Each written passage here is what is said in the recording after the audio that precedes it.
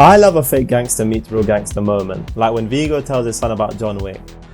That fucking nobody is John Wick.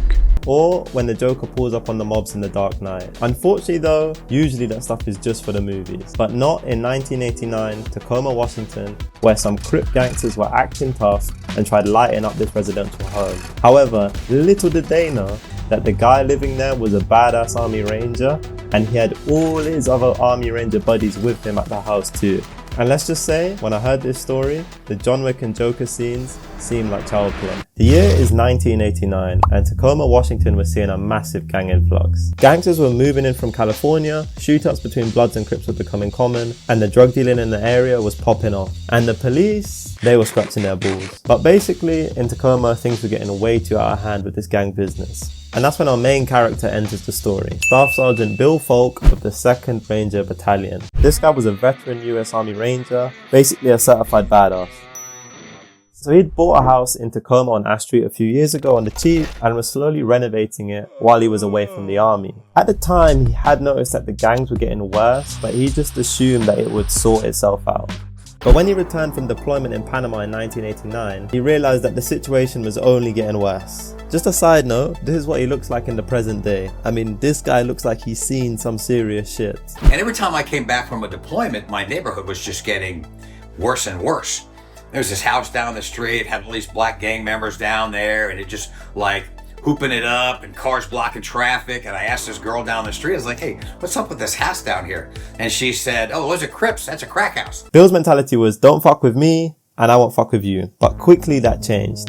But when they started fucking with the old people around me, trying to chase them out of here, and this is saying, this is our neighborhood now, and you motherfuckers gotta go, blah, blah, blah. I'm like, that shit ain't happening. So being a big G and realizing that the police were useless, he and the local neighbors basically went full Karen mode. This is the neighborhood, and you are not welcome. That's why I need to be here. They started protesting and demanding that the police should do more. Bill also set up a webcam in the house of his window and started recording the dealings and evidence happening at the crack house near him. But when he showed it to the police, they said they couldn't do anything about it. They basically said that they can't convict with the footage, that their hands were tied, you know, this usual nonsense. So the police basically said that they weren't going to do anything. However, the local newspaper at the time got wind of this story and, you know, made a nice little newspaper article about the grassroots movement to stop gang crime in America. Front page headline, Ash Street neighbors, blah, blah, doing all this stuff. And they published it in the newspaper. And which was good because it got some exposure. And it was interesting because we would have 100 cars a day coming up and down this street, you know, people buying crack. It went to nothing. Once that article went in the newspaper, it went to nothing. And we're like, finally, something freaking happened. And because these crackheads may not read the paper, but the people that come to buy it are read the paper like, well, we ain't going to Ash Street. But to celebrate, Bill did what every other American does and thought, let's have a barbecue. Because, you know, it was nice weather and they wanted to show the gangs that they weren't intimidated by them. But what Bill didn't know was it was at this barbecue that shit was about to go left. Probably in the beginning, it was like 30 people here, families, kids, you know, from up and down the street, all just hanging out, you know, having a nice barbecue. Well, then those assholes started. And then the first thing was they're just throwing shit. Picking up, you know, rotten fruit off the ground that had fallen off the tree, and they're throwing it at the people in my yard. And throwing rocks, bottles, whatever they can pick up and throw, they're throwing it, harassing us.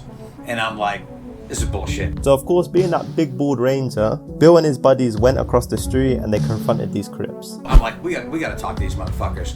So the three of us walk across the street. It's like, you guys better knock off this bullshit and leave these people alone. Quit throwing shit at my house. And they're come, fuck you, motherfucker, blah, blah, blah, blah, blah, give me all this shit. I'm like, you need to knock it up. And so finally the guy looks at me, and he said, you know what, motherfucker? He said, you don't know who you're fucking with. We're gonna come back tonight, we're gonna shoot you up and burn your house down. And I was like, you know what? Go ahead and make a mistake, because you don't know who you're fucking with. And then we walked away. I mean, fucking hell, bro dropped the coldest moment from 1989. Strap in, because shit is about to go down. So Bill walked away and called a couple more of his Ranger buddies. It went something along the lines of, we're having a couple barbecues, bring a couple beers, hot dogs, and bring your own bullets too. So basically, the A-team showed up. About 15 Rangers in total, and they got to work. Once the sun was down, they packed up the barbecue and they started setting up defensive positions around the house. They thought nothing was going to happen, but if something did, they would be ready. So they waited, and they waited, and they were getting close to calling it a night when in the distance, one of the Rangers saw a car pull up outside the house and switch off its lights. In response, Bill turned off the lights to his house. It was all silent. And then bang! Someone had got out of the car and shot into the sky. It was a signal, and at that moment, gunfire started hitting the house from all sides. It was time for Bill and the boys to lock in. Can you imagine these Crips pulling up to the house, joking about how they're going to smoke some old pensioner? But instead, they quickly got a life lesson. See, as you can see, the more you fuck around, the more you're going to find out. And man, fuck me, did they find out. Instead of just unloading onto a unexpected old guy, these Crips started receiving heavy fire from 15 US Army Rangers. I mean, can we just take a minute? It would have been like that scene from Warhammer. The Crips doing their gangster shit, like shooting without looking and other nonsense. Meanwhile, the Rangers were doing cover and move and shooting from defended positions. One got shot right out here. First guy got shot right out front. He came from behind this old Granada that was parked out there, and he starts to run across the street.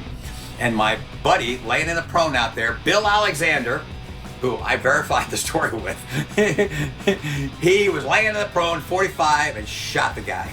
And hit him in the shoulder, and he went down. Bill also said that 2 of the other Crips got shot trying to run down an alleyway. I mean, look, again, I'll say it. These Crips did not know what hit them. Keep in mind that this is still residential Tacoma. Can you imagine what the grandma next door was thinking while all this gunfire was popping off? Quickly, a cop car came responding to the shots fired call. But then the cop car started getting shot at, and he said, yeah, fuck that. I ain't losing my life, and dipped. So basically, more and more cops started getting dispatched because obviously there's this crazy gunfight going on in residential Tacoma. The Crips started running for it. 2 guys got arrested while fleeing, and within 10 minutes, it was all over. In the aftermath, the police were pretty pissed off with the Rangers, but game is game. Like, these Crips, they poked with a bear. So that's kind of how it went. So, in the news report, 300 rounds fired. Not 300 rounds fired by the Rangers, 300 rounds fired at the Rangers by the gang members. And there were Rangers that returned fire when they had the opportunity.